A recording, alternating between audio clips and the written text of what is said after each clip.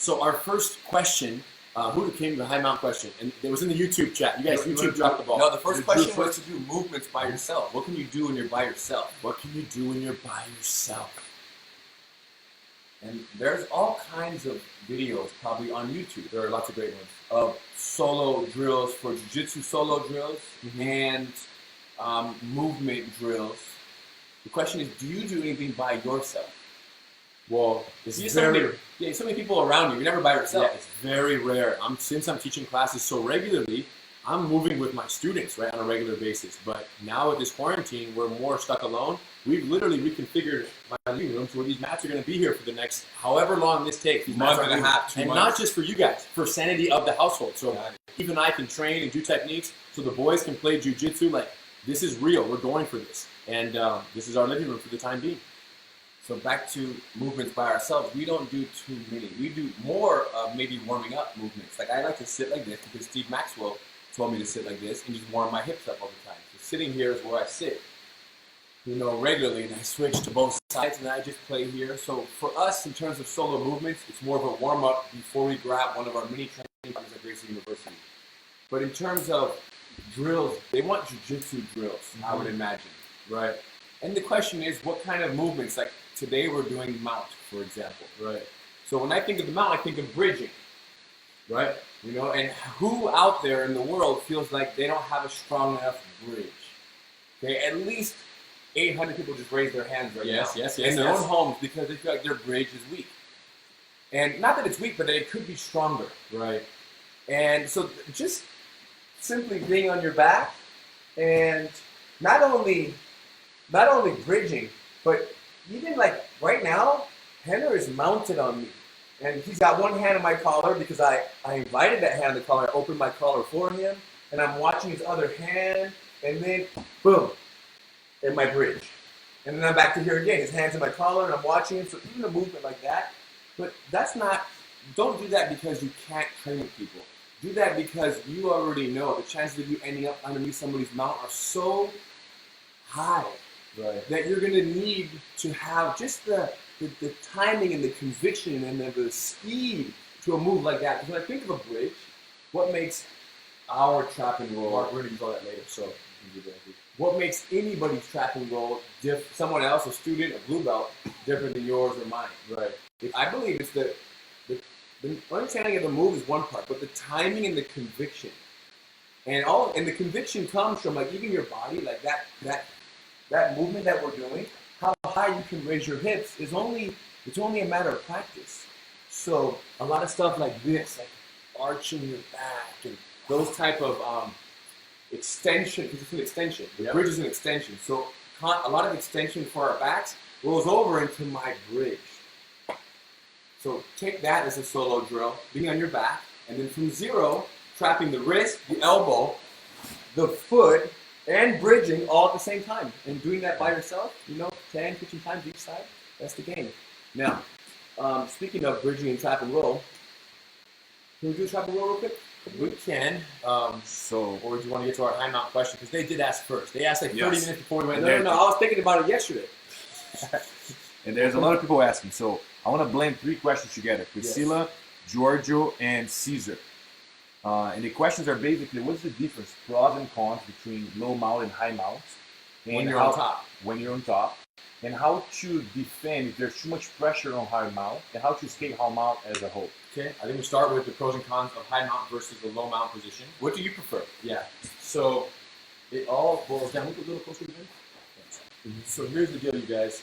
When it comes to mount positions, the way I look at it is low mount, if you want to put it real simple, low mount is the control mount, high mount is the attack mount, right? So I think they meant low under my arms and high under my arms. No. They meant when you lay low versus when you start to sit up, open up high mount, and even if possible, right, even a little higher. Got it. Start scooping arms, right? I understand. So the most fundamental difference is low mount is for control. Why? Because you have hip pressure and you have hooks and you have neck hugs, right? So you're connecting to the person. Whereas high mount, the main benefit of high mount is you're introducing your hips into their elbows, right? And any isolation of this arm, which is a huge threat from the mount. There's chokes, which can be done from low or high mount, but arm locks really can only be done from high mount. Even if they're initiated from low mount. Let's say like I'm down here and I'm hugging his neck and I grab your wrist and I hand this off and I catch this behind your neck, right? So now if I'm gonna go for an actual arm bar, I'm gonna lift this elbow up, slide my knee, shoot my knee in his armpit, invert my other leg, and now I'm in a high mount. Look, so I had to get to that high mount for the threat to be actualized from the mount. Yeah, your hips came up. Your hips had to come behind my shoulder, behind my tricep. So you're not going to do that from the low mount, right? So the low mount is hooks, hips, and heavy in connection, so you don't get bench press. You're trying to anchor the person to them. The idea being, if I just lay on Hedon right here, legs out, hands out, I'm very bench pressable. Look, I'm gone. So he can easily press me, whereas if he grabs his belt, we talk about this analogy, it's a great analogy for jiu-jitsu. If he just grabs his belt, try to bench press your belt as hard as you can. Can't bench press his belt, but yet he just bench pressed me. So what does that tell you? That tells you that the belt has better jiu-jitsu than most people on the planet because it understands one thing, connection. It says it's black. Yeah, because it's connected. So look, I try to become the belt. I get low, I put my hooks in, I hug the neck, and I drive my hips right here, and boom.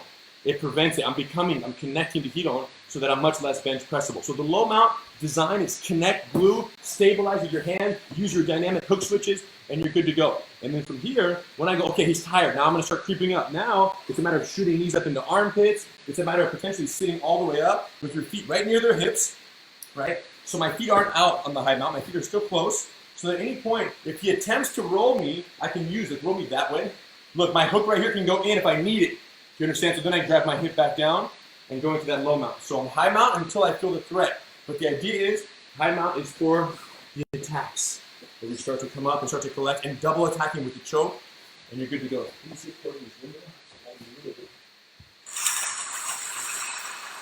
Oh, it's so much better. Can you really see myself?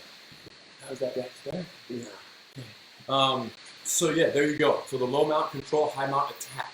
Now, and that's very generic. We can go into some specific attacks in a second, but when it comes to actually neutralizing, the high mount is one of the most difficult mounts for some people, right? Because if I'm sitting on Hedon's hips, if I'm sitting up postured, but not high under his armpits, I'm bridgeable because I'm on his hips, right? So Hedon can trap and roll, boom. If I'm able to creep my knees under his armpits and start to get to this position, the problem now is that his bridge doesn't affect me. Hip up, look at that. No effect on me.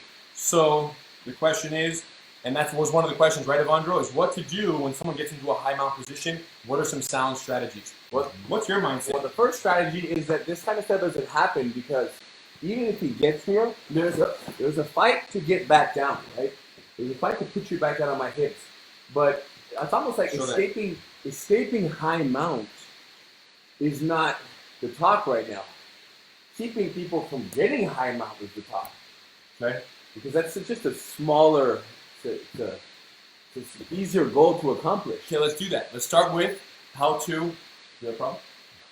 Yeah. Let's start with how to prevent the high mount, and then we'll get into, once they get there, some emergency escapes. But you kind of already compromise yourself, is what you're saying, if you allow the high mount to happen. Yeah, it's such an attack. And I believe the high mount happens probably because we're trying to escape the mount prematurely. Because we're uncomfortable on our backs, what we do to get out might be pushing someone. Now look at my knee slide up. Boom. So we know that pushing also exposes our arms a little bit, but we get a little too grab happy.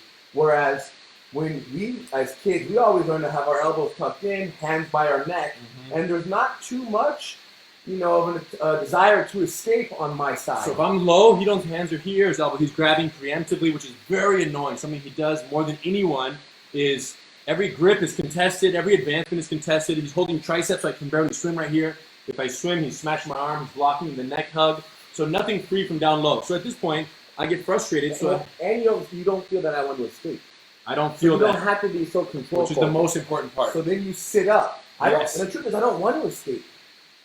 I'm at home here. So now I'm here. And then the point is, what do you want to do right now? You want to attack me. Yeah. And how can I defend your attacks without overreacting, allowing you to creep up under my arms? And that is a whole lesson on respecting the person's second hand. Whereas imagine if you put your hand on my collar, which of course I don't want the hand here, pull the hand out. I want to stop it, but it's hard to stop. The hand's going to get in here. If I focus on removing this hand, look at my elbows. If I'm fighting this grip, my elbows are high. Go back. But instead, my elbows are down, my hands are near my neck, and my focus is on his second hand. My hand's blocking, my elbows are tucked, and this is all in serious depth. Right on Gracie University, the live.com. So I don't know how deep you want to go into, the hand positioning, but in a very basic sense, I'm blocking his arm with my elbow tucked in. I'm covering my neck. Even this elbow right here is not high. It's against my body. If he comes over, my hand grabs it. If he comes underneath, I can lay it, and then eventually my hand grabs it when he comes here. And now I can also trap and roll. So very elbows tucked until I feel what? You put your hand down for a second. And why would you do that? It's because even you don't quite see an opening. And then from here, I trap and roll. And when you trap and roll, half the people do this. They trap everything, and then they bridge. How do you throw it now? Pull your arm out a little bit, sit up, posture, posture. You feel it, go back. Now, how do you feel now? Too late. You see that? So if you trap and trap and trap, angled knee, and bridge all simultaneously, you shift his weight from his knees to forward to where his arm doesn't have the same ability to pull his arm free. Right now, because your weight is 80% here, you can pull your arm easier. The arm is lighter. Right. But if I do this, I can't. I'm falling on that arm. And I only bridge right here 20, 30%. Obviously, you saw the full bridge earlier, and it can go, no problem. But a light bridge, put it this way, it's not trap the wrist, elbow, and foot, trap and roll. It's roll and trap. No, it's trap roll. It's one word. It's trap roll. It's not trap and roll. It's trap roll. Bah! It's gone. Okay. Cool. So let's talk about timeout. Yeah. So slide down a little further south. Give us some space to work here. So let's say this happens, you guys. You didn't do preemptive hands. You didn't fight the high mount. You didn't keep your elbows tight, and they effectively get to here, where their knees are up in your armpits. It's starting to feel a little more dangerous. It's starting to get a little compromised because it's just a few inches before I turn a corner, and now you're really giving that perpendicular angle where the threat has never been so real. Well, number one, like I mentioned, bumping, squirming north, using your elbows and fighting north. Get back. That's always the first one, is get back to elbows in and get me on your hips. And then as soon as you do that, go ahead and do that. He wiggles north, his elbows are in. Yeah. Start to make your escape down low. Look, now you compromise me because you're making the escape. And even if I don't make the escape, by putting my leg flat, having my elbow tucked in, I'm putting you in a position now of having to establish control versus attack. I have to deal with this. Correct. Because there's two kinds of people. You can be up here feeling good about yourself. Right. Like you want to begin your attack. Or you can be, I hate it, yeah. How do you feel? I can't even start here. I got to sort this out. If I go here, I'm going to get escape. Yes. So anything you can do to keep this person uncomfortable and trying to find their balance keeps them from beginning the attack process. Great. So that's one. Number two, coming down. Number two, if my knees come up here, the guy's real high like this, and sliding north isn't a possibility. How come? Maybe they're holding your head. Yeah. Maybe their elbows are blocking your shoulders. Is the backdoor escape, right? Which we love. Which you bump your hips. Look, big bump. One, hold the arm straight. Both feet find a home in the armpit up here, and then he straightens his leg as his head pops out the back, ending with a potential ankle lock. Or not. An ankle lock sounds like a good idea. Just getting out of it. But when you escape someone's mount like this, going for an ankle lock is just a little too much. Just be happy with your escape. So backdoor escape is a great technique, you guys, and it's one that obviously you have to have the ability to do a back over. Yeah, to at least bring this up. So we talk about solo drills. It's just the ability to roll over the shoulder, forward or back. Is very beneficial. And then you bump, hold, wiggle down south. Use your feet. Both feet come in, find a home, and then straighten your legs. Boom. And off they go. But again, some of us don't have that ability. So now, sometimes you don't have the ability, so the person on top can help. And you said wiggle down south. And the idea is this, that if I'm sitting on his hips, obviously his legs can only go so high. So if he does, I can't reach. And as I go a little bit more, legs up, they go a little higher. Push into my arms, bump me, reach me north, freeze. They can go hips up, legs up. They can go a little higher right now. But when he actually turns and goes out on one shoulder, like walk your legs south, when he actually moves south, now he has so much space right here that I'm pretty much on his neck. Now if I lift up my leg and my body, I make the reach of your feet even easier. Go practice for someone. Just so you know where to go. And sometimes only 1 foot enters, and that's okay. Boom. Yes. One is here. Now his hands are on my stomach because his foot or his feet and his hands together propel me. And even if you don't stabilize right now, Yeah. don't move an inch. I still come out back. Boom. Yes. I bubble out. Whether he moves or not, I'm pushing, using him as an anchor and popping out the back door. But good detail about how to lift one knee for people that have a little bit harder time on the back row to at least help their legs, especially if you have a little bit of a belly in the way. Your legs are going to have trouble reaching that armpit. So if you don't lifting the knee, allows a little more range of motion to facilitate that leg entry there. It's the kind of thing where it's like training wheels. For 2 training wheels for a year, and then 1 training wheel. So picking one leg up and helping a little bit is like removing 1 training wheel. Why are you doing that in the middle of my cool analogy about training wheels and picking a leg up? Who wants this right That's here? my gi. I should be doing that. No, you guys, you don't. I held this gi for how many years now? I don't know. 10 years? Yeah. Who knows? 2009, 10, yeah, it was crazy. So we got this Gracie 100D. We're going to give this away, you guys, at the end of the stream. Every single one of you is entered, but you have to be present to win. So hang out with us, talk jiu-jitsu. More questions. Yeah, Evander can definitely use some questions, but we're still here. I want to give one more variation of a high mount escape that I think will benefit a lot of you guys, because lately I've been using this one, especially when it's a striking situation. High mount, and they're striking. So This happens to you? No. But it happens for This me. happens to you? So anyway, so one other variation here. This is a very much of an emergency escape. I want to move this way a little so they can see me. So I can roll this way. Yeah, check it out. So here's the idea, you guys. They're in a high mount, knees in the armpits. What I want to do is take one elbow, put it down outside of his knee, rocking my face. I'm going to bridge Hito to where his knee surpasses my elbow. So I now have his foot trapped right here, locked. Now I go to my knee and I pick his leg up. Wow. There you go. One more time. So the key to this move is, it's hard to do. Go low mount, go normal low mount. It's hard for me to bump Hito's knee over my bicep right now. It's like you're not even close enough to the target. But and also, you can't rotate your hips as easily. They're trapped. If it did. They're trapped. Mm-hmm. He's sitting on high. When he's high, my hips are very free, and his knee is very close to the. We should have worn different colored geese today, bro. Blues and whites. We'll do it next time. We'll probably go blues and whites. I like white. Come on, bro. You wear blue. No, you wear blue. Oh, you wear blue. So. Okay, check it out. His knees in my armpit. Point the camera up 1 inch, Evandro. Just very close. So we have less green space down below. Yeah, less there. Perfect. So look, the armpit is right here. His knee's in my armpit. I'm going to make Hito's knee go over my bicep, and then I'm going to hook his outer calf.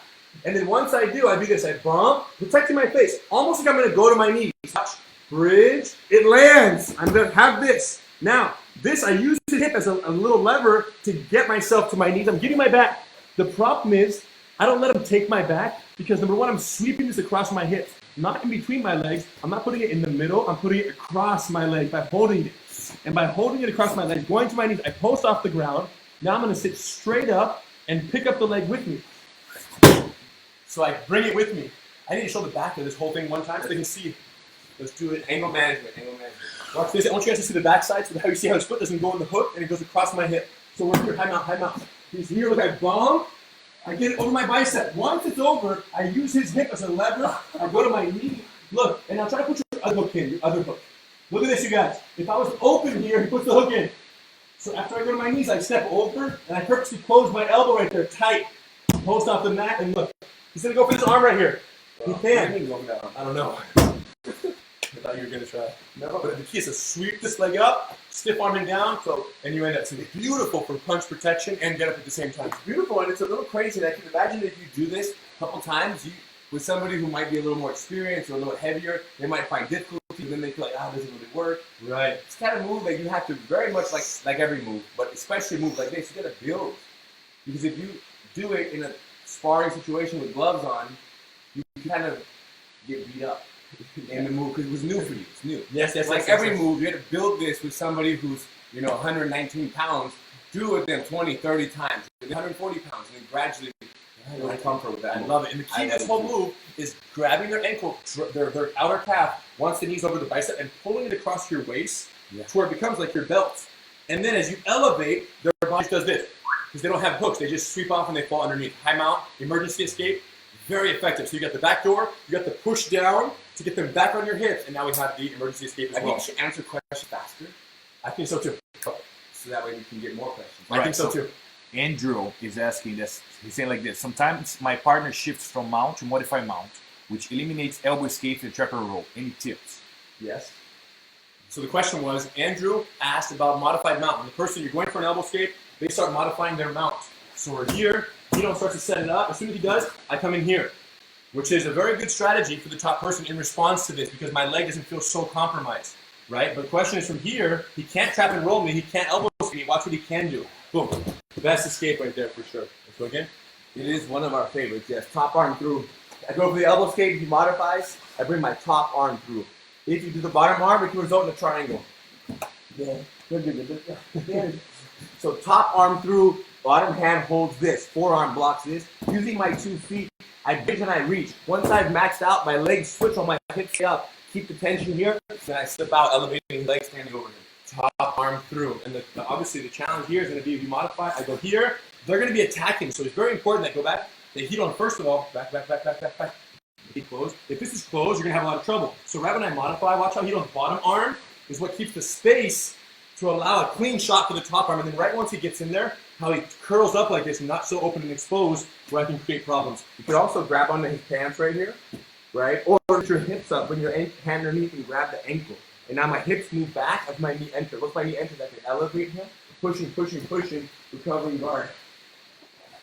Or bring your top knee in again. Or bring my top knee in again. And slam him back. Downward pressure with this knee as I grab his ankle and my leg blocks it. And I create this kind of uncomfortable leg situation. And then I follow up to here, and now I'm on top. So top arm through or top knee through is your best bet from the modified mount. Just make sure that that only happens and you do not bring the bottom arm in the mix or get triangle very quickly. Next question, buddy. There's like 3 or 4 people asking their arms get exposed when they start escaping the mounts. How do you escape them out without exposing your arm for arm locks? Like it. And listen, this is going to allow us to transition. The question is, how do you prevent your arms from being exposed when you're escaping the mount? Right? As they say, keep your friends close, keep your elbows closer. Everything tight, you guys.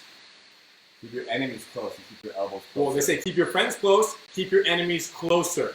So that's what we go, let's go deeper, you're right. Keep your enemies close, keep your elbows closer than closer. Closer than your enemies. So there's something that I want to show right now, and then you can segue off of this. And it's a position that's really compromising for beginners. If you're new to jiu-jitsu and you're like early blue, white belt, blue belt, getting mounted, getting your neck hugged, and then they underhook this arm. This right here is pretty much one of the most demoralizing mount configurations that exist. Other than high mount with both knees up in the armpit. Have you guys ever been here where they get an underhook and now, you know, it's like walking this up right here and I feel like completely like dead arm right here, useless. And then it's also inevitable, right? Show a couple variations. You don't know what might happen as a result of this. As you're walking it up, show what you could do. Maybe you frame my neck and no. I'm passing. That's one. Yeah. So just this idea of getting underhooked, and now I can't elbow escape. I can't trap and roll because his arm is so stiff north that this arm is essentially dead, you guys, non-existent. Look, this arm right here, completely dead, trash, non-existent. So the question is, first of all, how to prevent this, right? So if you're ever here, escape, he goes for an underhook.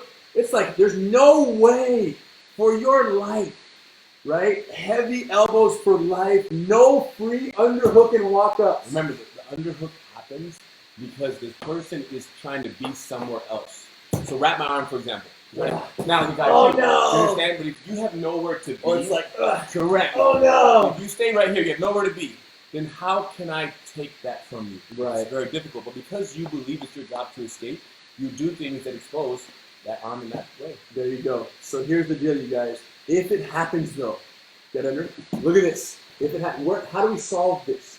You think the solution is right here. It's not. It has nothing to do with this. I hope you bring the arm around my face right here. He hopes I do something here. Boom. No. The solution is over here, you guys. The solution is over here. So he goes here, and look at him do a little bump, bump, bump. My hand comes through and peeks through right here. Keep this arm nice and tight. Look. And then I do this. And now I've turned sideways. I've stacked my shoulders. Go ahead and attack the arm triangle on this arm. This arm that I have doesn't have, there's not too much value here anymore. You lost it. Now I want to kind of modify my mount a little bit. With hopes of, anytime you're on your side, this leg can slip out if I stay here. Even though you don't have an elbow to help, I don't like, go back, that his leg is so flat, I've lost my hook, so I modify a little bit. Maybe I want to attack this arm, but by the time I go, boom, I'm in. And then that's beautiful because it segues right into the move we just previously taught. so beautifully. He don't have to modify. I compromise his hip position. If he's flat and his hips fit beautifully around my waist right here, he then, as I turn on my side, it doesn't fit. The grooves simply don't fit that beautifully anymore, forcing him into that modified mount. And more importantly, I change his priority from this underhook, which only feels good if I'm flat. So if you guys are ever mounted and this arm comes in, you have to get the other arm across the waist. So I bring it in where the belt is. I place it right by his pelvis, like my hand like this, like a spatula coming through. Place Like it on this. this side. Yeah, so I'll show you guys right here. I bring my hand like this, and I'm about to poke it right across our bellies. I find an entry point, and then hug my neck. In order to get it through, it's pretty heavy, right? What I do is I kill a hook, and then I bump, boom, boom, boom, boom, and I go through. You did like a, you didn't do 16 a bar. bumps, yeah. Yes, so here I do 7 other side. I think it was a good idea what you did. So look, I bring my hand and go here. If he has deep hooks, you have to kill a hook temporarily, just so that his counter pressure is not that strong. Put your hand by the pelvis. Look, multiple bumps and punch straight through. Boom, boom, boom, boom, boom, and I'm coming in. Now my hand's across the waist right here, and now I use his hip to pry my shoulders through. Let's switch sides. So hugging the neck. Yep, the hand comes in. I do my bump. I get right here across the hip. I'm like, sit up, please. Sit up, sit up. Look, just like this. Forearm across the pelvis is where you end up. And then from there, with that hand wedging, he still has his underhook.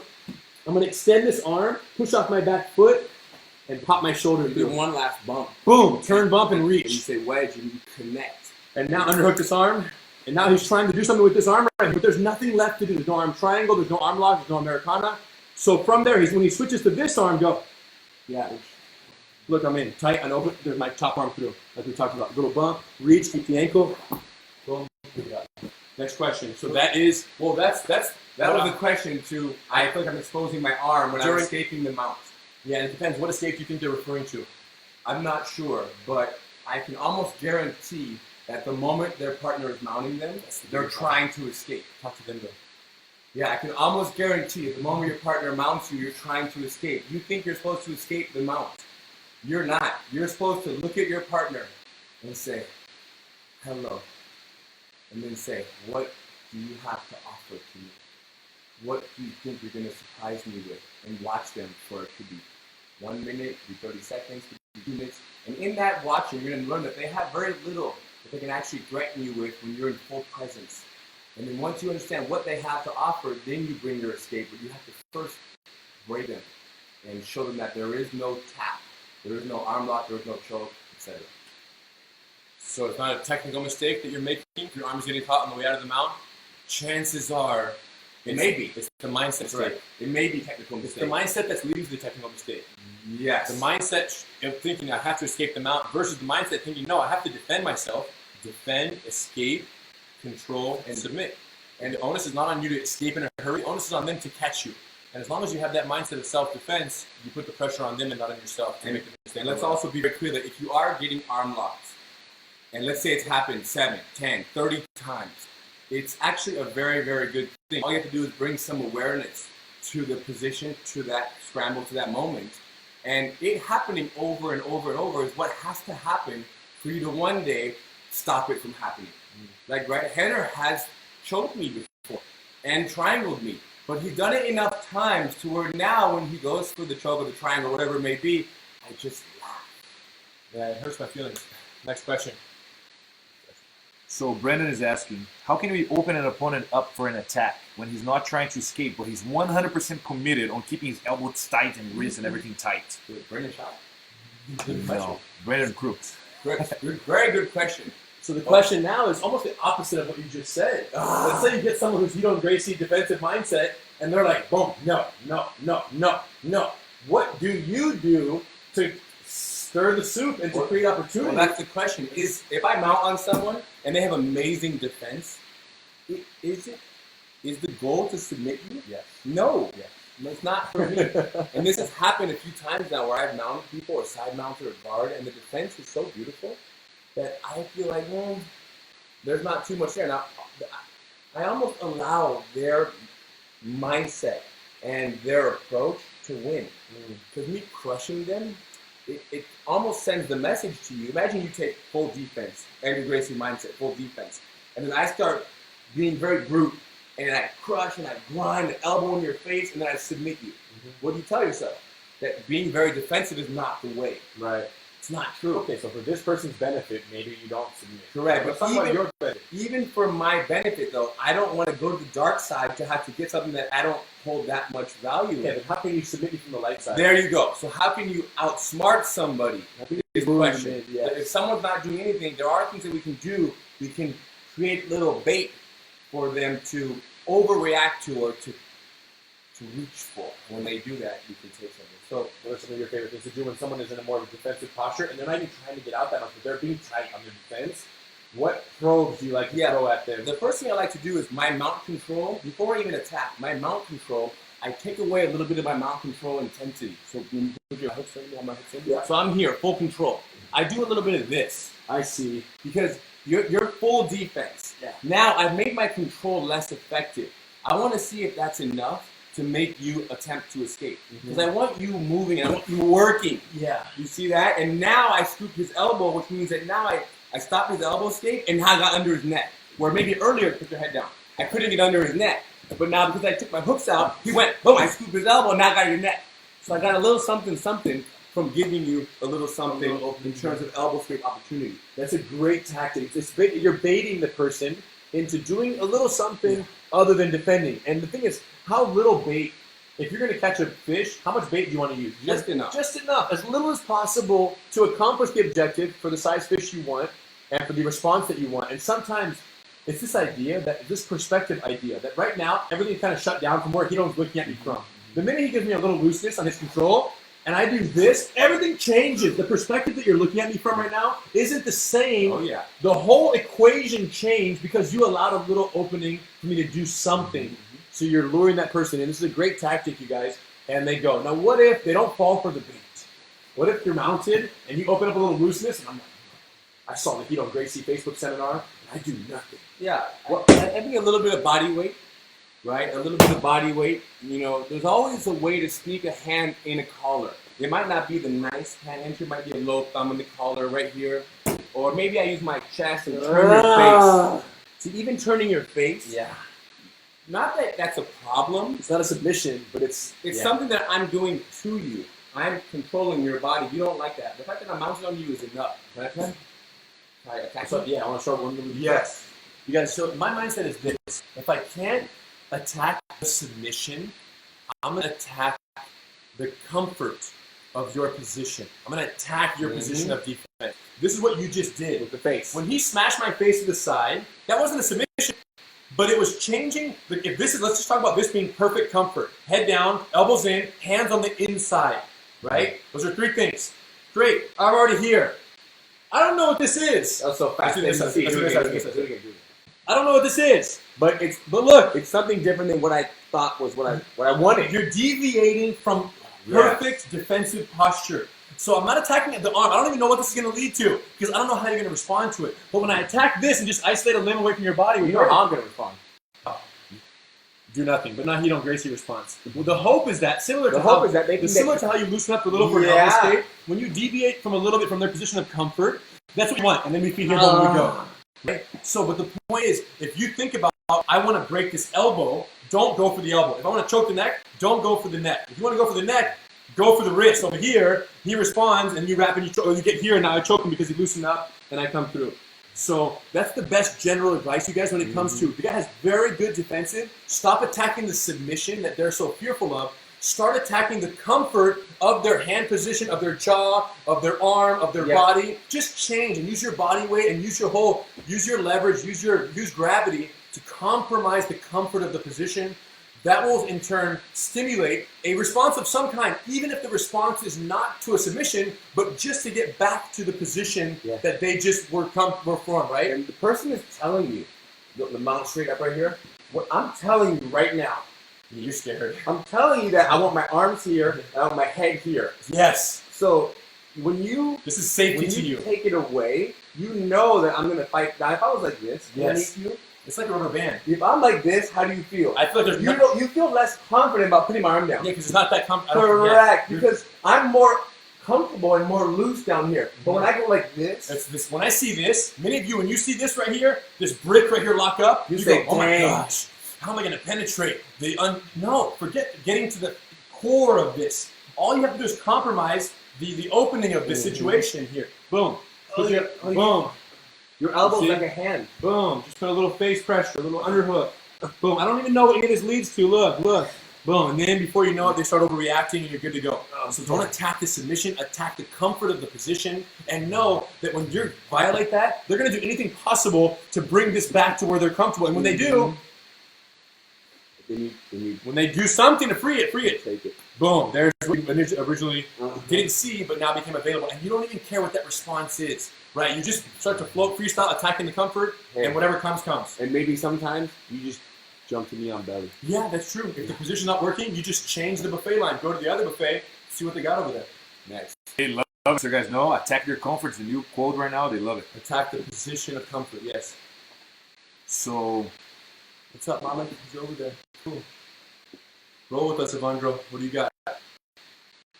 so there's an understanding that both hooks in is more effective for street fights.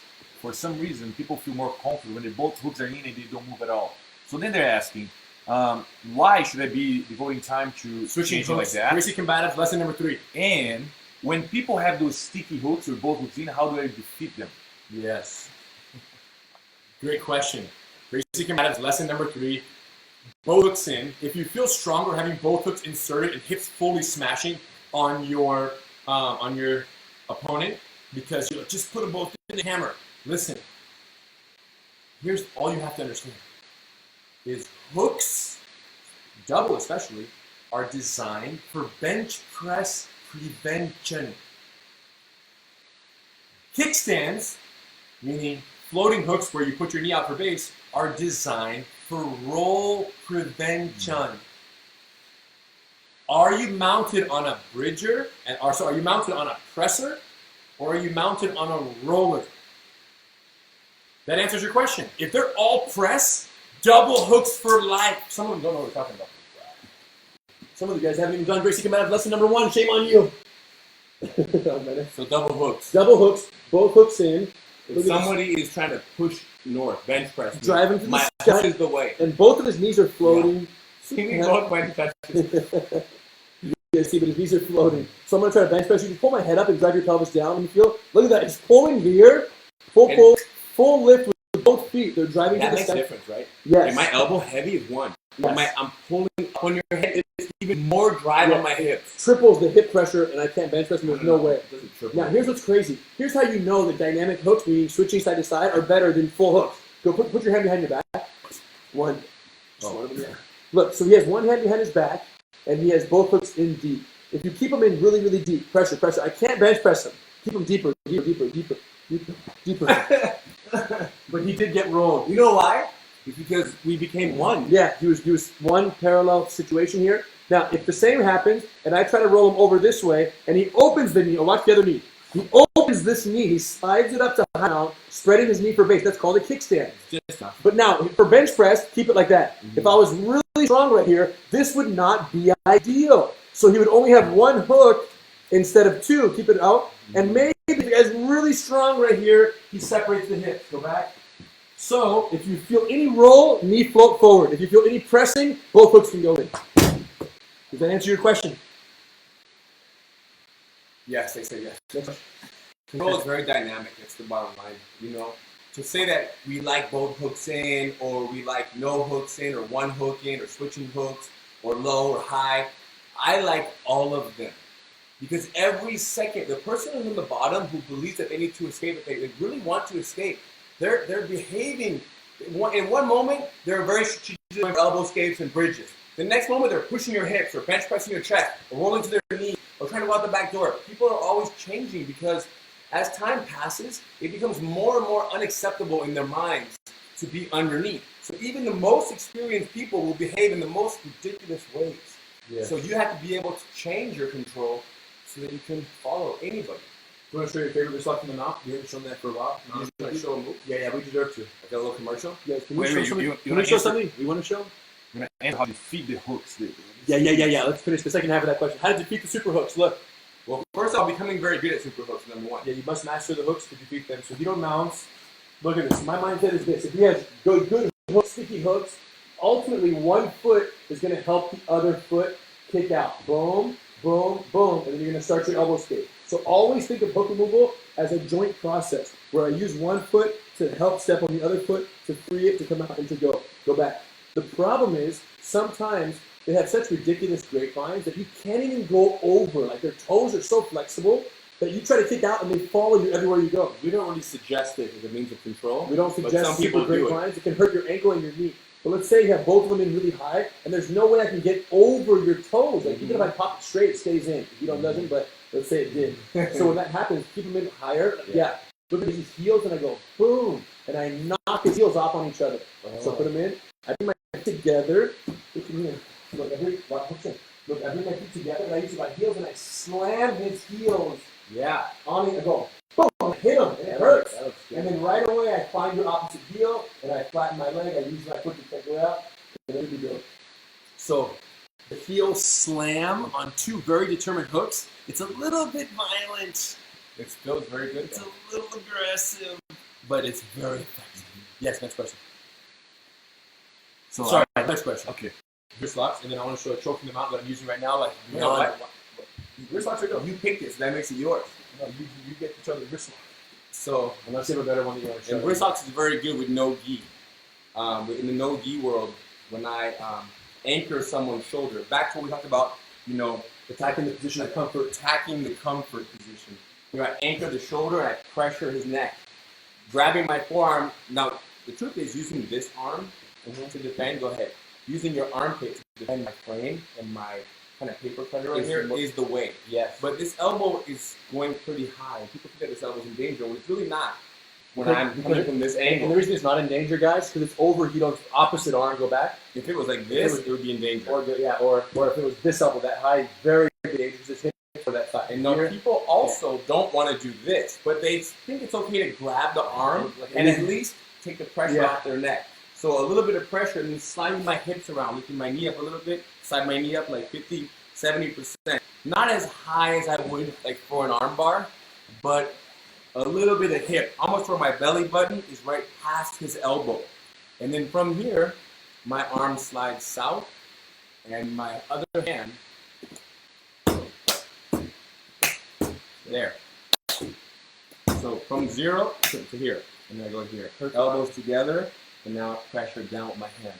Now this movement, like right now in this moment, if I slap, it's not enough. But if I move my arm south, Gosh, yeah. at the same time as my hand is flying, boom, I'm on him. So he bends his own wrist. And I can't go any further because of the belly. My elbow's bottoming out on his pelvis, hip area.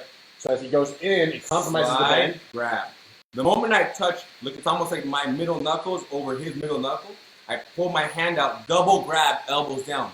And whenever you catch this, you want to go very fast. But how much pressure do you feel? Zero. Good. So go very fast. Slap fast, squeeze slow. Get the wrist in a position, straighten your wrist, Can't. so he can't straighten it, and then hold it right there. Can't. Now his response that I don't like is a very fast bump. Bump that way. Go. Boom. Is to bump that way. That's the correct response. Which is But they very don't do that. rare. Let's show them what they do. They go like this. Here's what they do. Slow. It's me, bro. Calm down. Just calm down, bro. No. I'm going to show you what the wrong mistake, the wrong defense. Let's show It's them. my move. Let's say what they do. I know, but I'm just going to show you what they do incorrectly so they can see. Normally, what the defendant does from here is they're going to attack this. They think the solution is to peel these hands off. It's never going to happen because he's so congested right there, and his grip is so effective on my wrist that you're not going to get this off before he snaps the wrist straight in. What they normally do is they just go, ah! Ah! All right. That's what they normally do. There's not even time to Who are tap. you rolling with, bro? They scream. That's true. One tap, and then this. Yeah, so now, the correct defense is don't attack the submission, attack the position of comfort. Like you don't have that now. Without squeezing at all, keep yourself here. Look, I bump, I push the shoulder, and then I put my elbow inside, insert my legs, and I back to the middle of that. The thing is, you can't even do that. You can only do that. This is something about jiu-jitsu, right? Yeah. You can only do things like that because when I catch it with love. You understand? But if I catch it with the intention of taking your wrist, you're not bumping anywhere. You're screaming so fast. Correct. So there are quite a few positions like that, like an arm lock from the guard. How many times have you caught an arm lock from the guard on somebody and then carefully raised your hips? Yeah. But then the person in my position how often do they stack you carefully? Never. Never. So you see, if you caught arm locks, because you've been stacked out of arm locks before, Yeah. a few times, many times. Yeah. Now, if you caught that arm and you did not hold back and you Right. just started stretching the arm immediately, how often would they stack you? Very rare. Much less. So you have to be very aware of this defense is good, and I like the bottom person knowing it. But whenever you bump somebody out, in the back of your mind, you're also saying, hey, you know what? Thank you so much for collapsing my wrist and then controlling and not cranking on it immediately, because if you had cranked immediately, it would probably hurt my wrist really bad, especially because I'm someone who doesn't want to tap out and I'm somebody who wants to bridge and escape. And when you hurt your wrist, how long they say hurt for? 4 days? No. 44 days, right? 4 months. It's crazy. Wrist is very tricky to hurt. So be aware this escape is good, but the better escape is stuff like, first of all, not letting your elbow get controlled like that. Right. Putting your hand up here. Yeah. You see that? His elbow is Stay low. holding here. If I'm trapped, I'm here. I'm like, hey, what's up? Good. Don't touch my face right now. The elbow is low, which means the elbow is safe. Okay? So there's no wrist lock. Yeah. Or just tap. What do you want to show now? I want to show this choke. It's just so good right now. That for those of you who hung around and are still here with us, this is going to be the new one. This is the new one. So what I do is this. Mount it, maybe low, maybe high. But I want you bring your hand inside. I go over here, like you get kind of close to your hand, like defending. I'll go through here, boom, and I touch down. Boom. So what I need to, the only requirement for this choke, you guys, is that I cross Hito's neck in front of this arm, meaning I don't go conventional. I go around, even if hands are higher, and I go across. That's the requirement, okay? It's this way. And the key is don't go deep, because now he's going to come over and defend, he's going to lose it all. So you're very low, you punch across. I showed this in the Street Choke Mastery Seminar. Your hand snakes across under his jaw. I grab the lapel right here. If I need assistance, my other hand will grab and do a little feed so I can get a decent grip. But here's the best part. Don't go deep on this grip. Elbow take down the whole time. Not touching necessarily. It'd be like this, but it's not going to go above your chin. Because if your chin jumps it, I lose the whole move. So I'm here. I might even loosen up the collar. I come across. I hand it off right there. Turn your chin. Can't. I follow it. Now, once I grab my grip, which is just past your chin, my elbow touches the ground, and now I punch the other hand under, palm up, I shoot under, and then I grab right here, boom. My sleeve, hold anywhere on the sleeve right here, by your forearm, put your hooks in, and then look, elbow stays down, wrist straightens, and other elbow comes up. It's this, boom. Little lever between the touch, so I'm low. I come across his neck, boom, I grab right there, quick feed, elbow down, punch under, grab right here, and then just lay into it. Straight, the wrist that's around Hito's neck starts off bent, like this. As you're squeezing, all I do is this, look, boom. So this smallest adjustment from bent wrist to straight wrist goes into his neck and compromises him. And at the same time, the hand that's under his neck, which I punch under after the fact, does this. So I went from here to there. It's the sneakiest one right now, you guys. For me, this one is unfair, and people get caught multiple times, and they don't understand how I'm doing it so gentle to get to here, and then suddenly punching in. It's like Ezekiel choke, but it's a little bit backwards, right? That you're starting from the front grip versus hugging the neck first, grabbing, and then coming across. You're coming across, then coming in and grabbing. You talk about the defense for it right now, not today. Yeah, the defense. You can never let me cross your neck, right? That's fine. You can never let me cross your neck over this arm, right? You can't. You can only come under and get to here, maybe. And I would imagine that people But not who do here. this. Yeah, it's very chokeable. This is the hand. I love it. I'm like 1, 2, boom. So this brings us to Even here. a little bit back. It's like 1, 2, 3. It brings us a little back to defense, right? And is that keeping your elbow tucked in is a good idea. But right now, can you arm lock me right now? No. Why not? Can't even The start. weight is in a weird place. So my hands being out here, how do you like that in terms of this move? It's much more annoying. Yes. He doesn't like it at Can't all. get a free shot across So your neck. don't be too afraid about reaching out, so long as you understand, when a person can and cannot go for an arm lock. Right. Like, if, for example, if your hand is on the, and I do this, now The space. it's much different. And the space, and you have the hand on the ground, which is the pivot point to help you shift his This weight. is what allows me to Whereas move. when you have no hand here, you see my There's no arms, way.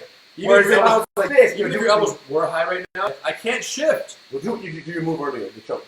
Yeah. Go back, go back. You see how he just dropped on it? I can't drop. Can't drop. He's not letting me come over and across. But this is it's a very. It takes years to understand that you're actually okay. You have your hands out, yeah. You know why? It's because instructors make blanket statements, right? Like when someone is mounted on you, you want your elbows tucked in. Right. That's not true. When someone's mounted on you and their weight is back on their hips and they're in no place for an arm lock, you put your elbows out. Right. Now, when someone has a hand on the ground or their weight shifts forward, tuck your elbows in. So as they change, you change.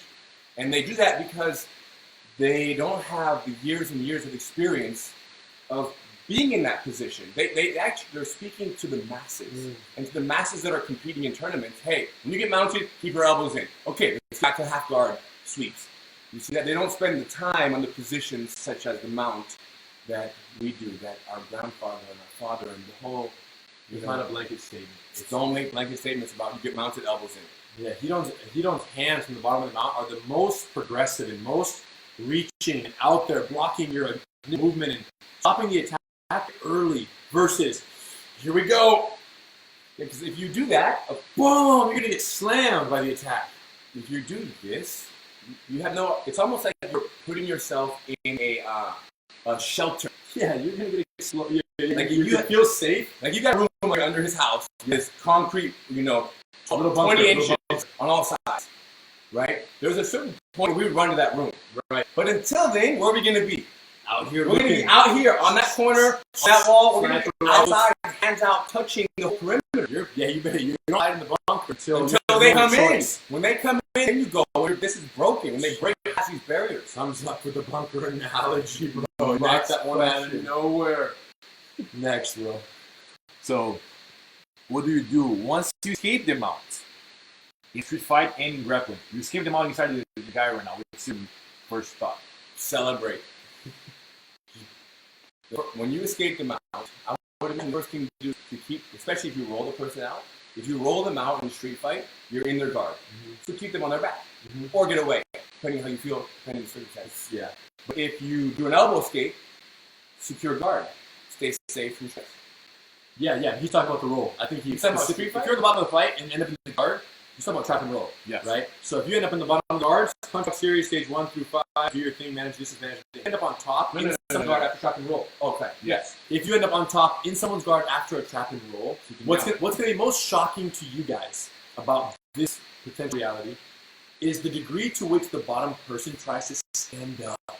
You're so used to trap and rolling people and landing the guard and then dealing with their guard as the primary concern, right? So let's do that. So I just roll you off. I just roll Hidon off. I end up in his guard. Right here. Boom. You're so used to this. You land and roll and you go like this.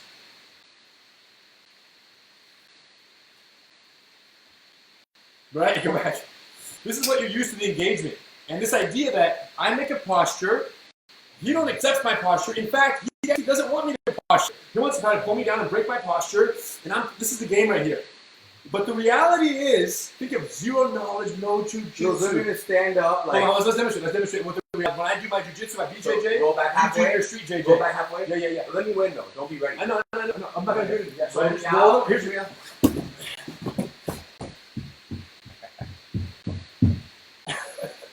That's going to look at you guys.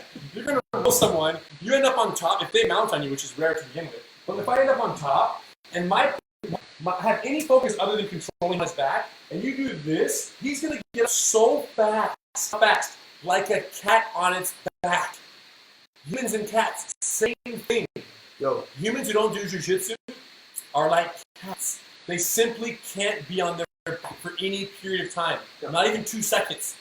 They gotta go. They gotta get up. They're gonna for their life. And if I'm in separation mindset, he's gonna be able to turn away, push away, turn your knees. He's just gonna get up. He's gonna feel like that. No jiu-jitsu. You're just gonna get up. Let's go back. even the sport as well. Right. Sometimes even people who are black belts, very experienced people, all will get up very quickly because they don't want to be on their backs Occasionally, yeah. So it's to some degree those that train with some people that are a little bit sported kind of have the practice of you escape somebody's mount control who's very sportive, they might get out mentality. Yes. Sport MMA type mindset. The truth is, I get up quickly if you don't hold me down. That's my mindset. If I don't have the guard, hold on. If I roll you out, and you don't hold And me I'm down, in your guard. and you don't hold me down, I'll stand up and guillotine choke you. I'll get up. My I'm policy, talking about me. my policy is I'm talking this. about me Forget right you for a second. Okay. My policy is this. If I roll you My out, policy is this. If you're not holding me down, I am not down. I'm not. Okay, so after the trap and roll, here's what we need to be focusing on. We just landed in their guard. First thing is know what their hands are doing, right? The hands tell everything. So as I land, I'm on the inside, double bicep, because the other forearm behavior block. might be to strike. Yeah, I gotta watch out for potential Yes. strikes. Here's some there. But the second that I feel the priority is to sit up and get up over here, freeze. At this point, it's gonna be a shoulder punch. We're gonna drive him back down. And if he gets up to his hands, get up all the way and freeze. Wrist scoop, no thumb. Hold the wrist straight back, and shoulder punch him straight down. And I purposely keep my body close to his because Hito's ability to pronate comes from his ability for his knee to cross the center line and get up to his knees right there. So if I'm here, bring your knee across. Can't. I'm trapping his hips, trying to sit up. Push him with your hand. Look, I'm here. Driving my shoulder, constantly following him into this position of keeping him on his back. And then eventually he tires. And during some of his flailing movements, his guard is open. I'll just run around his guard. The simplest little guard pass where you jump on rolls and run around. Yeah. Gradual, though, no rush for that progress to take place. It's almost like they're going to ask you to side mount them. Right. Make your time to keep them on their backs, and they will almost invite the side mount and take it when they give it. So that was how to behave after you roll somebody. Yeah. Street or grappling. If you're grappling, obviously you can still stay low and block the arms. If after you roll someone, you can certainly do both cases, right?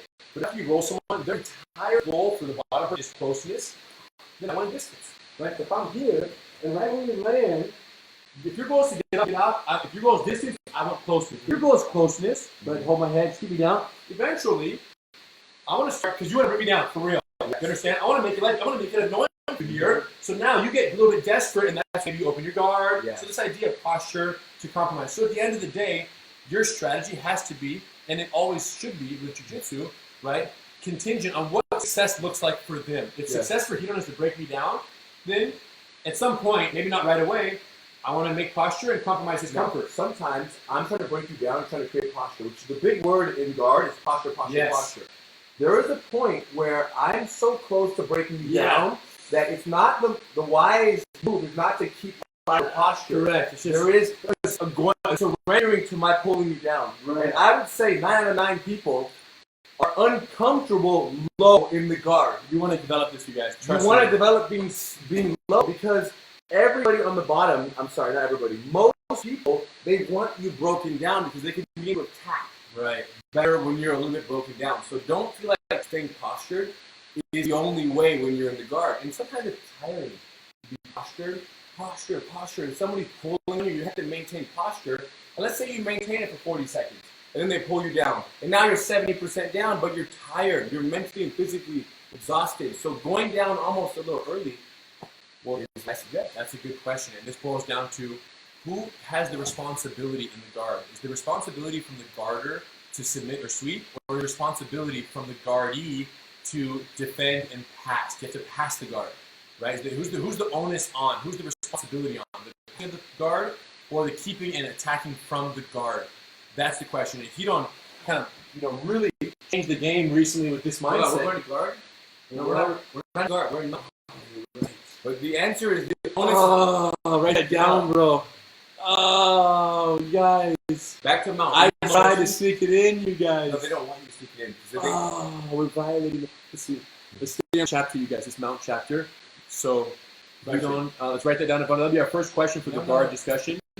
It'll come up naturally. Okay, So- next question. On that note right there, you mentioned how you don't want his legs to come across. So Paul Willis said, why don't you allow them to pronate and take their back? That's a great question. And it also pertains to mount, so we're allowed to answer this one. Whether they pronate from open guard or they pronate from mount, they're allowed to. This is a very deep question. Let's do an audience survey here. If you're mounted on someone and they start to roll over to their knees, from the belly up to belly down, do you let them go? Heck yeah, let's ride this out. Or do you know you can't roll? If you're mounted and someone is trying to roll to their knees, do you let them go or no? Go or no? Say yes if you let them go. Say no. Just write yes or no. And we want to know your guys' response. You're gonna actually, they all gonna say yes. Oh, they're going to say yes. Let him roll. Let him roll. Rear naked choke all day, bow and arrow, kinds of cool stuff. Roll. This is so fascinating. Well, should we take him to the law enforcement realm on this or what? Yeah, isn't that interesting? It's high in there. There's a big tie-in. This is the comparison we're going to make for you guys. And you've seen the Gracie breakdowns. You've seen the law enforcement breakdowns. When law enforcement are doing their thing, the number one mistake we see is too soon the officers pronate the subject, the suspect, in an arrest scenario. Why is this a problem?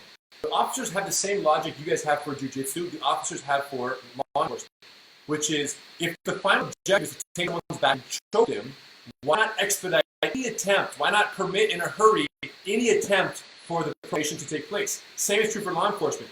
If the objective is to roll someone over, right, for law enforcement and get the handcuffs behind their head and put them on their belly, why not expedite and rush any process that would allow us to roll the person over? The answer is very simple. We want them to roll over. We want them to roll over, but when they roll over, it has to happen when they're as depleted as possible. And on our clock. You want them to roll over on your clock and with the energy level as low as possible within reason. Energy and psychology and psychological strength that they have, right? Their confidence in the situation. So I wanted someone to roll over, yes. But guess what I want to do first? I want to fry them as long as possible here. And this is based on your skill set. You may not have the ability to stop someone from rolling over. Then there's no choice. If you don't have the ability, that's a different story. We're going to talk about some methods right now of preventing the rollover, the premature rollover, so that we can stop them from rolling, stop them from rolling, stop them from rolling. What do they start to feel when, at the very least, they can't even roll over?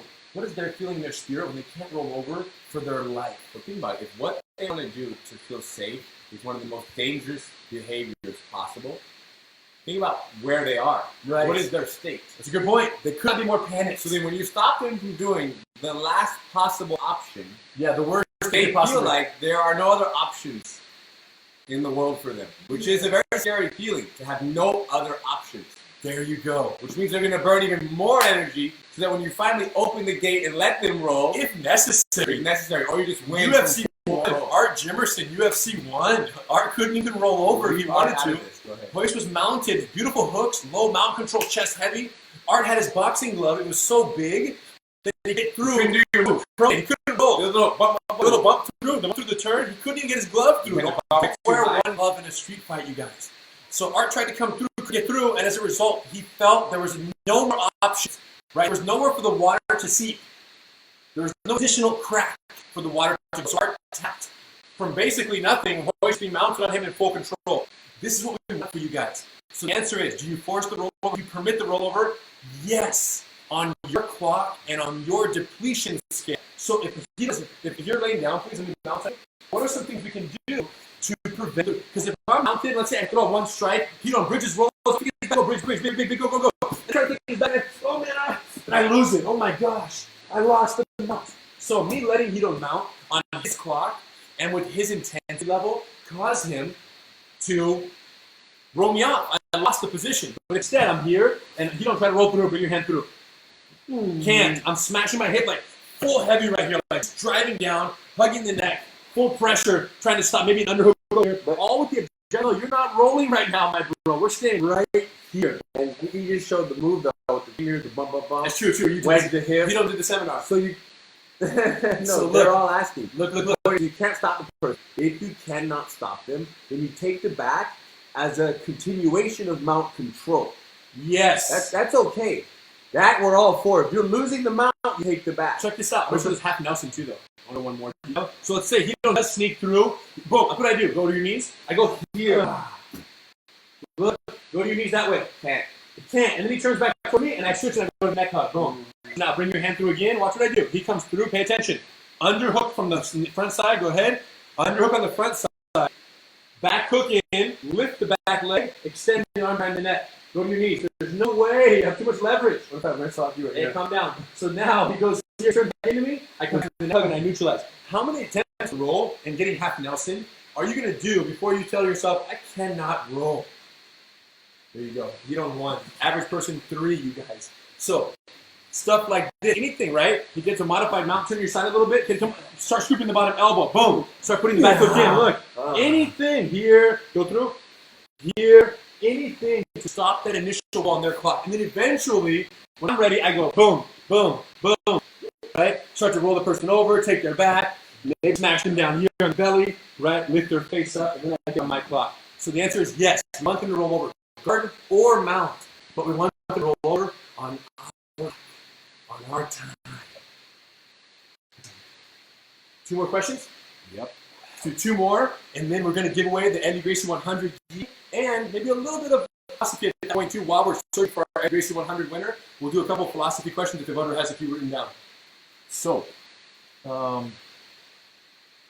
here's a question. Do you think it's possible to fully test and trust your jiu-jitsu skills without ever engaging in a street fight, aka Gracie challenge matches? So how do you believe if you don't know? Do you believe it? This is another technique question? This is philosophy. Is it philosophy? Hold on. 2 more questions? I thought we were going to do jiu-jitsu and then be done.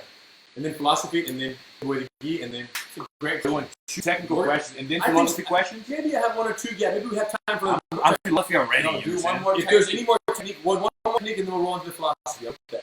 One more technique, guys, if you have 1 more. No. Listen, what we didn't give here. Let me show you. Gracie University, GS 1, 2, 3, 4. I gotta Purple move belts it. coming soon. Purple belts 1, 2, 3, 4. I gotta move. Look at this. Sometimes when I'm here like this, I love this. My hand right here, The rattlesnake. my hand is ready for here. Right? This hand is right here by my hip, ready to insert. Oftentimes the person that is on the bottom is covering their neck and they're defending, and my hand will shoot in, and then you kind of drop and grab it. Yes. You kind of stuff it a little bit. So when my hand, boom, there. Now, if it's a very active grab and it holds it out is one thing, but it's a grab almost like drop your whole arm on. There you go.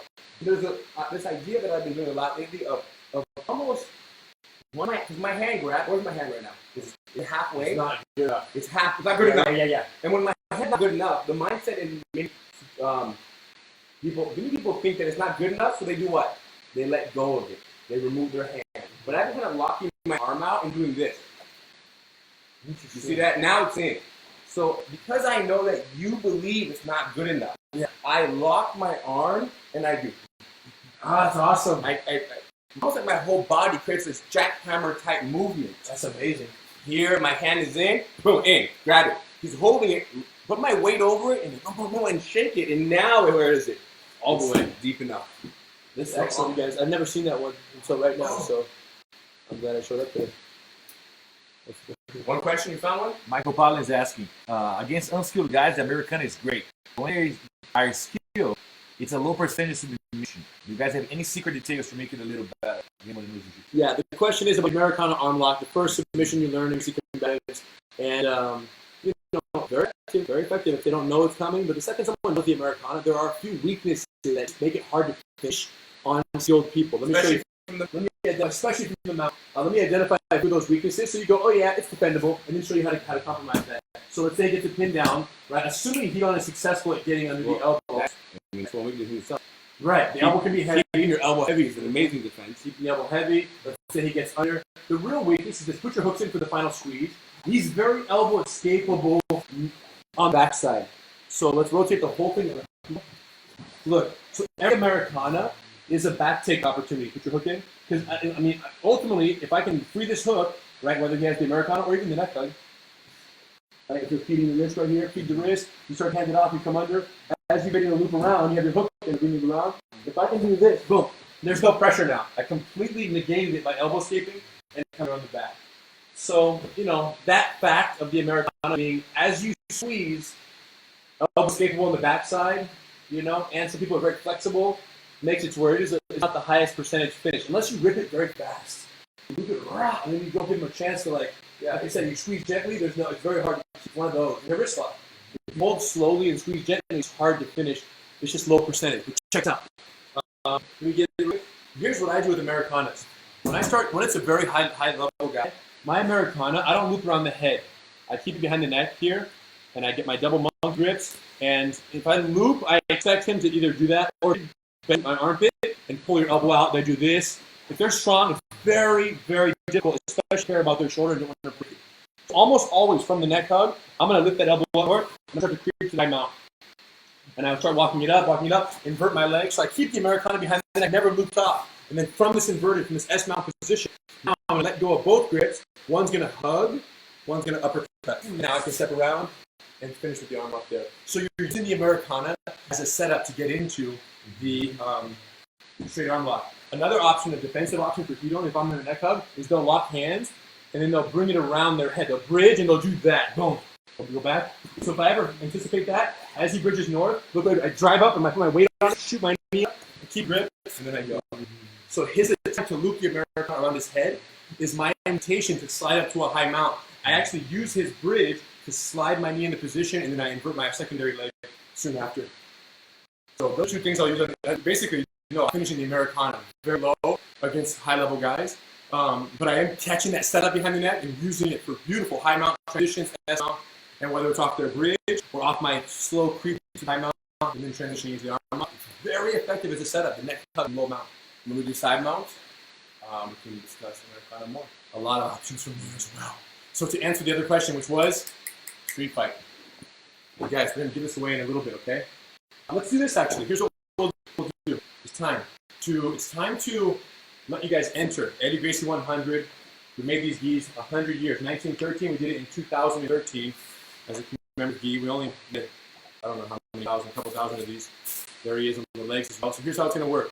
Right now, everyone, you're going to put the CTC that you train at. So just go in there and just start hammering right now in the comments. We don't need any more questions. We have enough questions. They should write one move next to that. Their move. Yeah, write the move that you Whatever. Yeah, you can write the move. We want to know where you train and the move. Okay? For today. For today or whatever you want.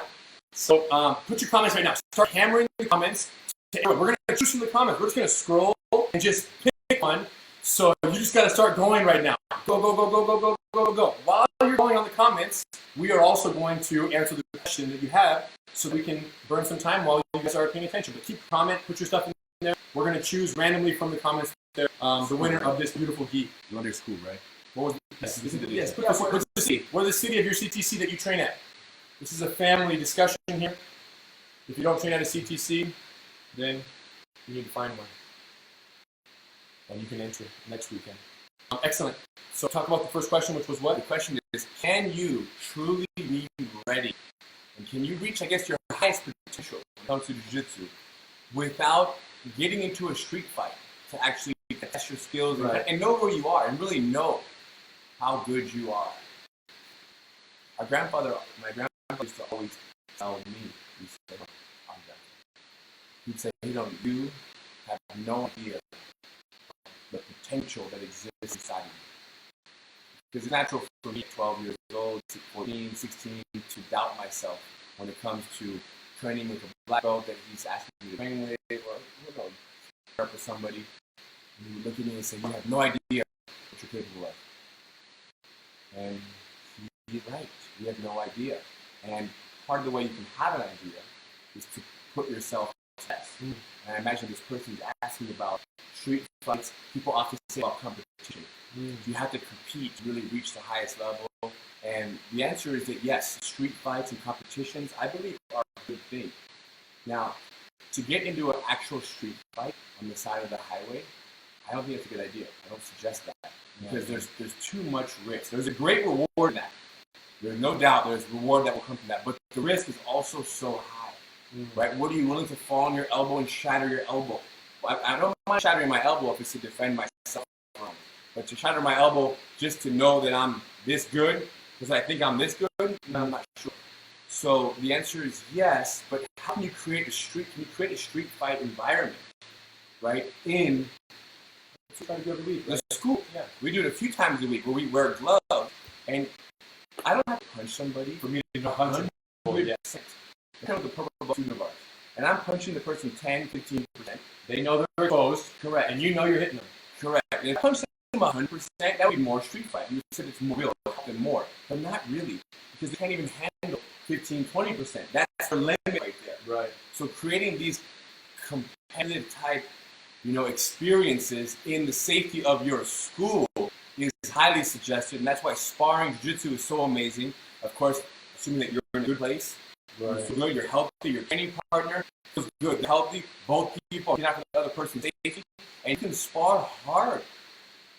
And Answers. yes, The answer but is not in a yes. street fight. You don't need to get into a fight to know. And here we've been fortunate enough to have had a few challenge matches coming up. Right when the UFC was coming up, but hadn't yet taken over the way it has today, there were still people who showed up. Kickboxers, taekwondo, boxers, who just wanted to come in and say, hey, I want to fight someone. In the safety of our home. You mean, at Gracie Academy. That's our home, yeah. Yeah, as Gracie Academy came in, and they would come in. It was more formal. Do you want to do punching? No punching. Do you want to do this? Do you want to do what rules we agree? And the fight would happen, and we had a handful of those that we got to engage in, which was a very exciting experience for us to be 17, 18, 19 years old and have that chance to do Affects us today. Yeah, our confidence is elevated. Look at someone in the street now and say, like, it's going to be okay.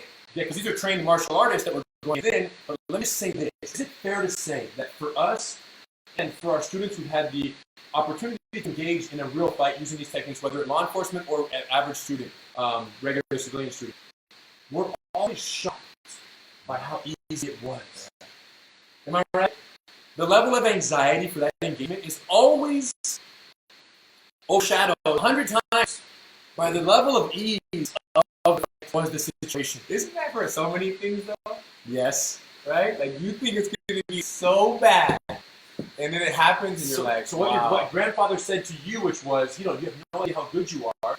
What he's really saying is, You have no idea how much you're overreacting. you have no idea how much your uncertainty or fear of a potential engagement is more than what it needs to be. So for all of you guys out there, once you've completed Gracie Combatives, once you learn the basics, guys, you have no idea what you're capable of. And we've had students with one stripe on their white belt who got into a road rage, got into a fight that maybe they didn't start before them, and they used the techniques, and they went, man, it was so easy. I took the guy down and mounted him, yet no idea what to do. The problem is you're so often comparing yourself to other people who do jiu-jitsu that you lose track of what that comparison is. So the answer is this. Whatever uncertainty you have, it's probably almost entirely rooted in the level of deficiency you feel relative to your trained training partners. Not because you're incapable in a street fight, but because you have great training partners who train every day and beating you up and choking you up, and you go, man, if it's a fight, I don't know if I'm going to give up just like this. The answer is you're going to be just fine. And manage the damage. If you don't go to the hospital, you won the fight.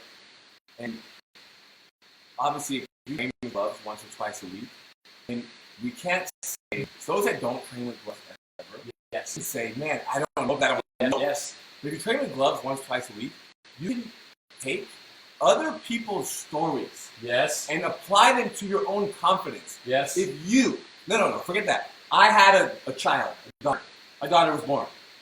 And I'm like, yeah, it's no big deal, great, see with me, it's amazing, it's easy. When you saw that, what did you say?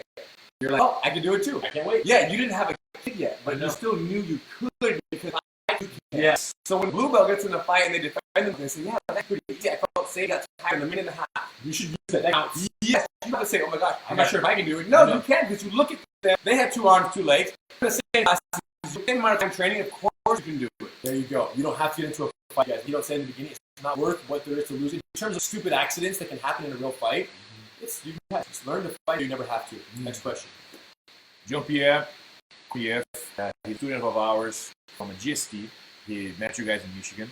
He's asking, like, I've been training my cycle now for a while, and because of work, kids, and etc., how do you relax and enhance my learning to avoid the frustration of others who begin their BJ journey after me, getting better than me and going further than me? So the question is, how do you basically see people who started training after you and are better than you? They have less training time and they're better than you, Performing you or being promoted faster than you. Yeah. How do you deal with that in your psychology to keep you motivated to get on the mat? Who's ever felt that? Put a little thumbs right there. Little thumbs flying there. Give the hearts. It means you love that feeling. With an angry face. So what's your answer to that? How do you keep motivated if, well, homie student, white belt, blue belt is coming up and running much faster? This is the same for for example, how do you keep motivated to know that my kids sit at the table and they eat with their fork, Or that so they eat their politely, and vegetables. Or that they eat their vegetables. And your kids at the same age that mine was eating their vegetables, they're not eating their vegetables. I could just give up. How do you still be a I parent? could just turn them back in. Cancel it all together. Listen, you guys. I didn't have kids exclusively so that they could eat their vegetables at the table. I had kids for everything else beneficial about that experience. I'm living life. I'm restarting my life because I have sons to do it with, and I couldn't be more grateful. So the fact that there's certain comparisons that can be made will discourage me from saying, man, I wish my kids ate more. I didn't do it this right. I'm not as good. My kids aren't as well behaved as Hito's kids. I do that and discourage myself and say I shouldn't be that anymore. Or I can focus on the reason why I had to begin with, which is, he made it sound easy. No, just kidding. I had to begin with, which was I wanted to start over and enjoy the journey of living life again through the eyes, through the relationship with a loved one, and pass on everything I've dedicated my life to someone else who can do what they want with it and hopefully take it further than I could. So would you say that you're on your own path? And I started for certain reasons. And anyone who gets clouded along the way, all you have to do is start back to why you started jiu-jitsu. You didn't start to be better than the guy who started after you. You started to grow every single day. You started to get in shape. You started to learn self-defense. If you're growing every day, you're coming to class and you actually are learning new techniques, it's impossible not to progress, and you're putting the pieces together. If you're getting in better shape, undeniable. If you're learning self-defense every day, undeniable. So if you're made and that's why you started, why are you going to let this other not unrelated variable in terms of why you started the art affect you from continuing the art? Don't quit. If it's not the reason you started, don't quit because of it. Don't get discouraged. Don't even give way to it. Understand that although we're all riding the same wave of jiu-jitsu, everyone's on their own surfboard. So what you do on that board, slow or fast, hit the lip, or just cruise with it, it's totally up to you. You look up and look around, you're still on jiu-jitsu wave against the world. And you're part of that. Whether your training partners are better or worse, you're suffering from the same thing that everybody in the world suffers from. Even your partner who's getting better faster than you looks at someone else and goes, man, I hate that kid. That kid's coming up so fast, he's going to beat me in weeks. I like to think of it as like someone's on it. it's the curse of the feeling of not enoughness. The curse of progress. The feeling of everybody always feels like they're not enough in some area. And when you said don't even give light to it, Yeah. I think that we can give light to it and say, wow, look at me. You know, over here worry about this and this and this. Right. Oh, it's so interesting. Where does that worry come from? So giving a little light to it from a place of awareness can actually be good. Right.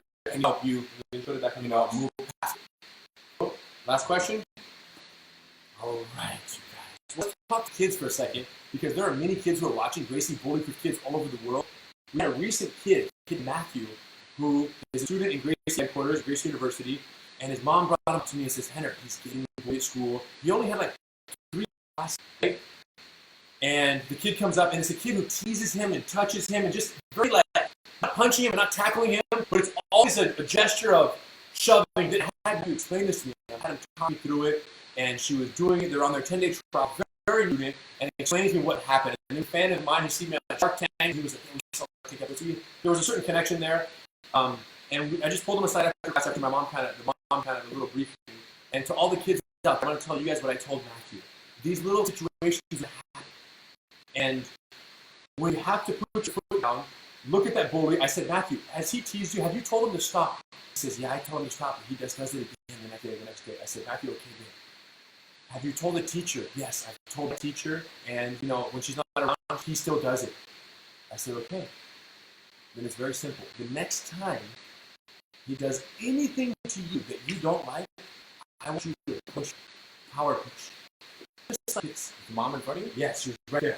And I went like this. Face me a little bit. I said, and I said, push me. He went like this. I said, no, Matt. It doesn't count. I said, it has to be a power push. And I did this to Matthew. I was like, give him a little thud on his chest, and he'd be like, boom, and like knock back a little bit. I said, how do you feel? I said, do it to me. And he stepped in, and it was all right. I said, go. Boom, and I let him go. I let him loose it. I freed him. I lengthened the leash. I said, Matthew, next time, don't talk. Do this. Or push. And when he says to you, why did you do that? Look him straight in the face and say, why did I do what?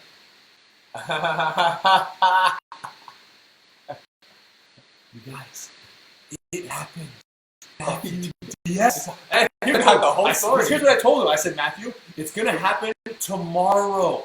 It's not going to be 3 days. Listen to me carefully. When you do this, I have a prize for you. All kinds of parents are logging off right now. No, don't log off. No, parent, this is what you need. Talk to his parents. And the mom was desperate, obviously, right? Depending on where the mom stands on this, I will decide the strategy. She's desperate. School does nothing. Matthew's handcuffed by the school policy. You can't anybody. So everyone's scared of everything. I said, Matthew, it's going to continue until you put an end to it. I said, tomorrow it's going to go down. When they touch you, do any joke, anything. Don't talk. Talking is over. You give him one power push, and when he says, why'd you do that? You smile at him. And watch what happens. I can't wait to hear. I'll see you tomorrow, champ. And I think tomorrow was a Tuesday. His class until Wednesday. Wednesday comes around. He had class. I went up to him. Matt, how are you? Did you do that thing we talked about? He went like this. I said, what happened? He described the situation. I pushed him. I said, did he bully you after that, since that happened? He says, no. He hasn't done anything else. I said, Matthew, you're going to be okay. Everything's going to be just fine. Mom was very grateful. Matt was almost doesn't even know the power of what he did, but what I was this. He said no. Verbally, didn't work. Then he said no with the power push. Not a fight, just a power push. And all of a sudden the bully realized it's not going to be for free anymore. He's going to pay to play. I was like, well, I don't really think he fully comprehends it, but what Matthew knows on the other side of taking a real stand for yourself is what? The belief that it's going to be okay, it comes to an end. There is a way to end this. And I couldn't be happier. Guess what I came up with? Quick flip for life. You guys on quick flip. Turns into God, he was so stoked. So I instantly reward. I didn't have to give him a quick flip. The prize was already there of him no longer being bullied. But what I want to say to him is, if my opinion mattered at all, I was like, quick flip live. You're on the team now.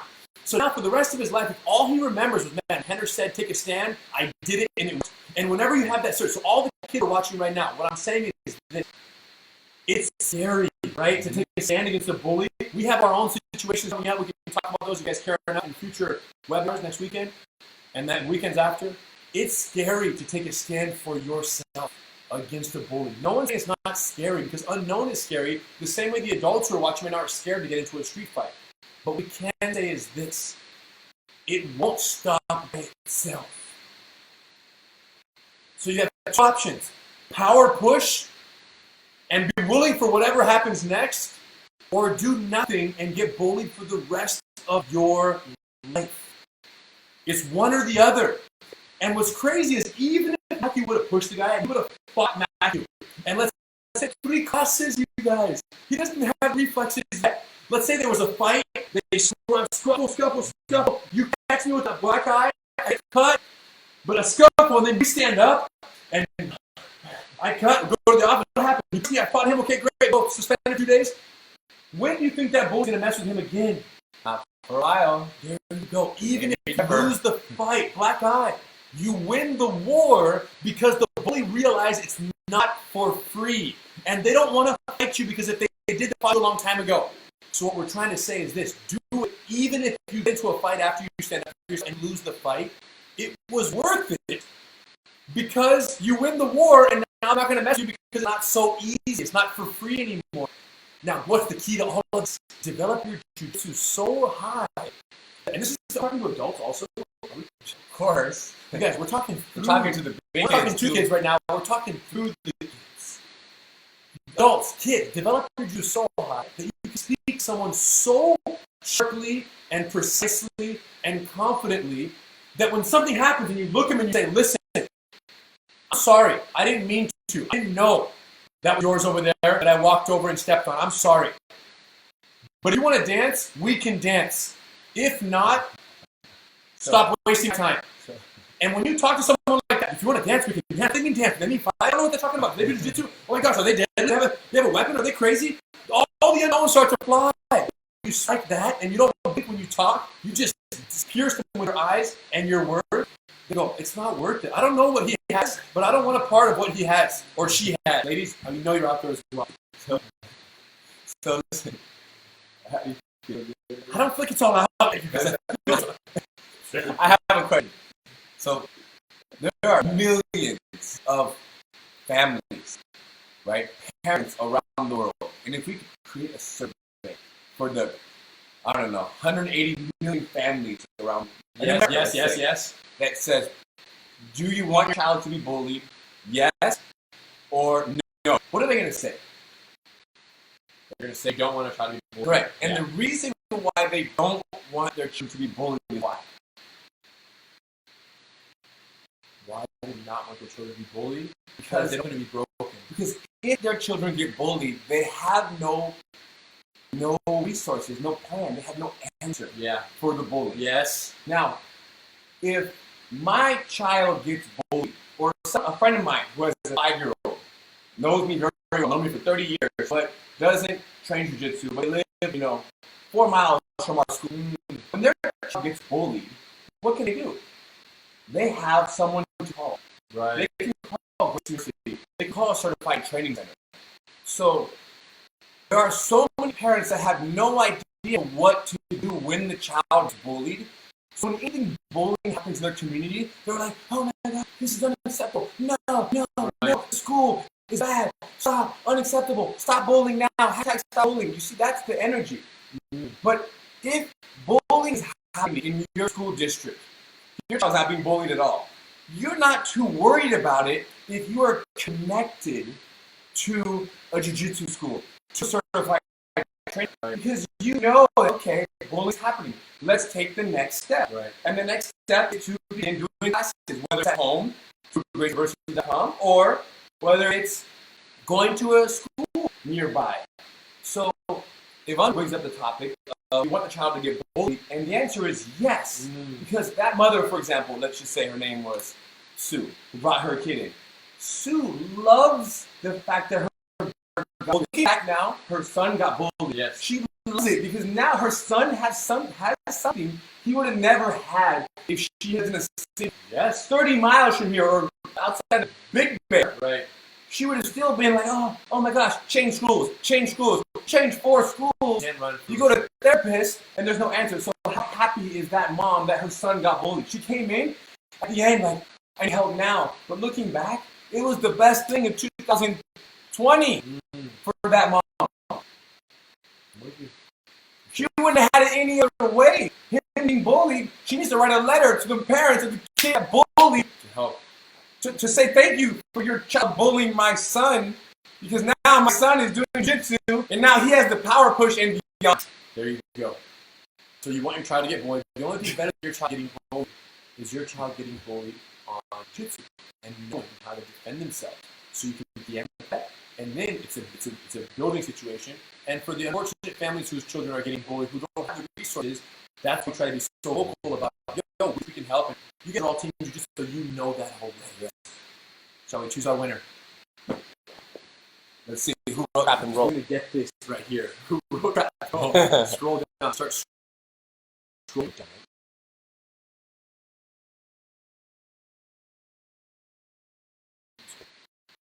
Comment. What?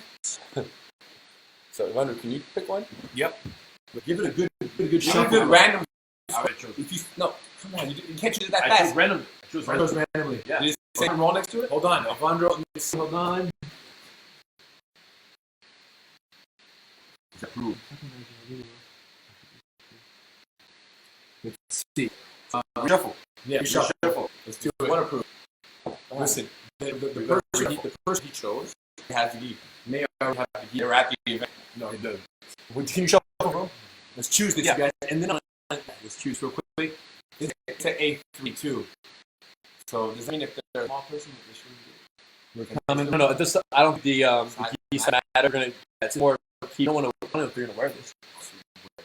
Don't Scrolling. hold stuff like this, you guys. That's why I can't get rid of it. Because I was holding it. Then the under said, be holding all the things. Let these things go, be free. And that's it. Trash it. Or who knows? It's a piece of fabric.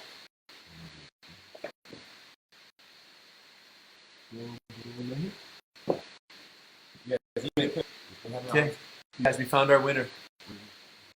Which one? Right here. Put that down, write that down in your fingers. This No, yeah, professional is here. All right, you guys, and the winner is for the Eddie 100 commemorative. No, you're gonna like this, bro. So we scrolled and then we chose, and this is Christian Garcia from Leesburg, Virginia. He trains at CTC in Leesburg, Virginia. With Marco Moreno, because you were just there a few weeks ago. And school is called the Basics. Basics. Just because there's school with that name, you should win. No, but we randomly chose it. Christian, congratulations. Christian, email Christian. Go with Christian. No way. So Yeah. Christian, He's congratulations. not an A3, bro. You get hooked up. The rest of you guys, next week we're gonna do it again. Chance to win. Right now, you guys are in quarantine. You guys are stuck home. Make sure you're if you train at a CTC, you're logging on. You're watching the lessons. Right? Gracie University, combative, match cycle, women empowered, bully proof. You're watching your lessons.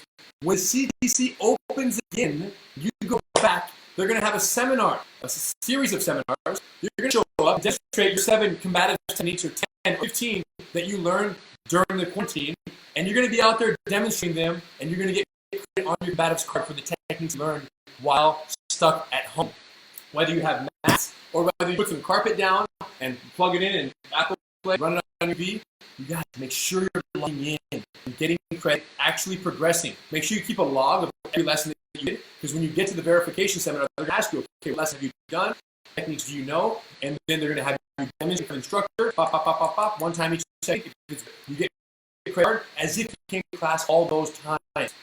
Commandment and power. You guys should have got an email on that.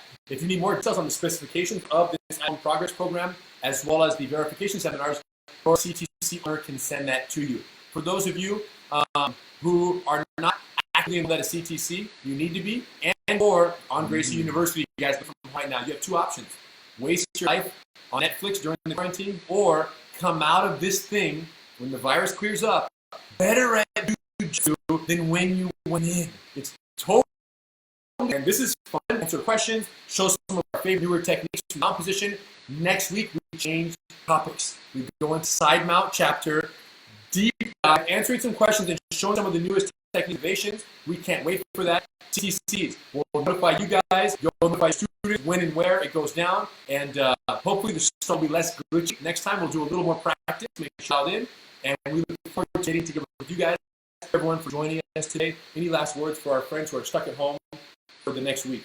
What I'm wondering is, why only once a week? Can't we do the Facebook Live just a random Wednesday for an hour and a half? Technically, we're allowed to. Can I just have Max at my house also do the same thing? Technically, you're locked down. And the question is, do we not want to? That too much information for them? No, we can't. Too much presence? Yeah, we're dealing with a lot now as well. We're closing our school with a lot of things. Admin Say stuff. a little hour. Yes. You can do a little hour. You can go live whenever you want. You don't go live whenever you want. But the official team, Super Rener, CTC family members, is going to go down periodically, once a week at least. And This is do 2 more. hours. No, we don't. 2 hours of Carl. Yeah, 2 hours to do the block. An hour right now. on a random weekday for the Australian people. Yeah, the nighttime. 10 p.m. 10, 11 p.m. I'm with that. All right, you guys. Appreciation, respect, be safe. Let's do this together. It really sucks, the separation right now. But at the end of the day, if this is what the experts think is necessary to curb the spread of this virus, to where basically it gets under control and we don't overburden the hospitals, then guess what? We're all for it. So here we are at our house, checking out Gracie University for Life, Gracie Jiu-Jitsu. Thank you guys. We'll see you in the next one. Thank you. Ciao.